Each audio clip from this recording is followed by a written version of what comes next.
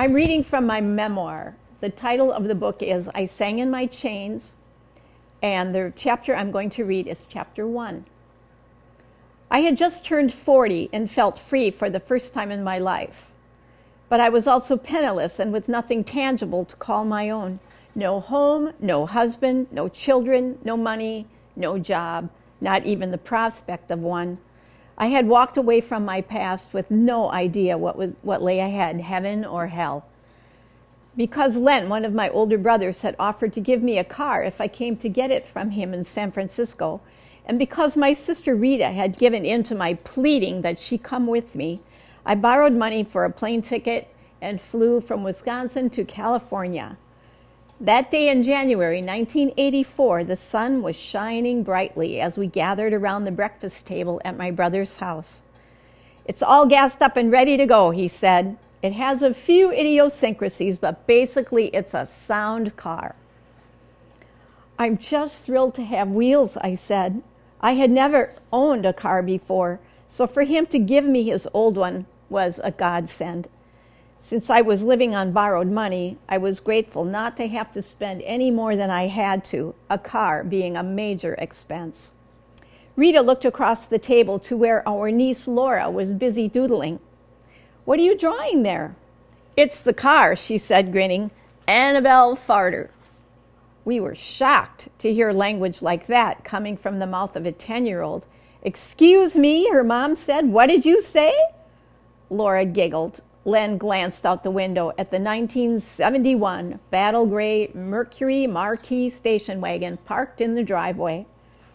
"I replaced the motor not too long ago, so even though the odometer registers over 200,000 miles, she still has a lot of life in her." Nancy, his wife, raised her eyebrows and directed her gaze at Rita and me. "He didn't tell you that the engine hesitates once in a while." "Backfires," Laura mumbled under her breath. I had no idea what either of them meant, but didn't ask because I could see that Len was getting a little irritated, and I didn't want him to begin to think that I was ungrateful. Instead, I tried to reassure him. "I don't know what I'd do without it." Laura kept on doodling. "Annabelle Farter," she said. "Fine," Len said, the irritation bordering on anger now. "If she gives you any trouble, just sell her for $75 and catch a plane." After helping us load our suitcases into the car, he handed me the keys, and the family waved us off as we backed the car out of the driveway and headed for the freeway. The sun's rays felt warm on our skin as we approached the Golden Gate Bridge. Snow began to fall in fluffy flakes as we neared Lake Tahoe. The temperature dropped dramatically, however, as we approached the Nevada border. Beginning to shiver, but not worried, we turned the temperature gauge up. No heat. Well, we could at least close the back window all the way. It had been open just a sliver, but now the frigid air hitting us on the backs of our necks felt like cold steel. We tried every lever, knob, and button we could locate, but the window wouldn't shut. A blizzard of snowflakes threatened to blind us as we crossed the border into Utah, heading toward Salt Lake City. My toes were numb. Not dressed for such cold weather, we hugged ourselves as the temperature continued to plummet.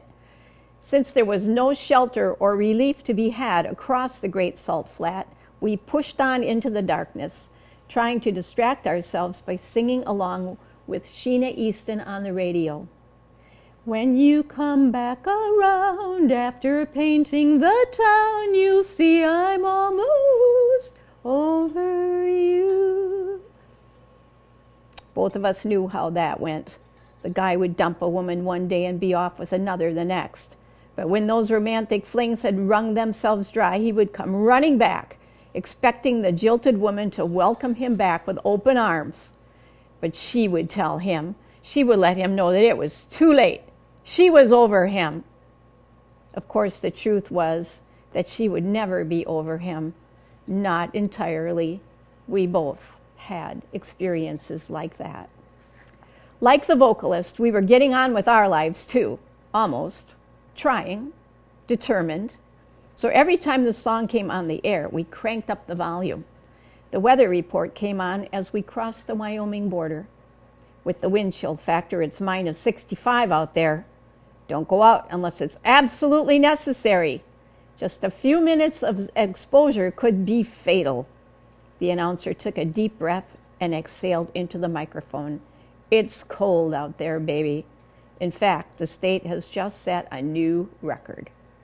We knew what the word cold meant. We were more than cold. We were hungry and tired, but there was no relief in sight.